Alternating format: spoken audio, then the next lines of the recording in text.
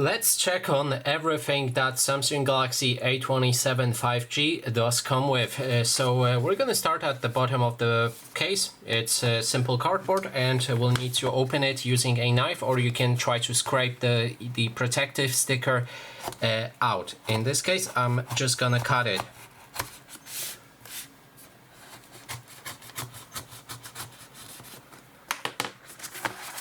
When the sticker is cut, we'll be able to see everything that this phone comes with. Obviously, there's a main thing, which is the device itself.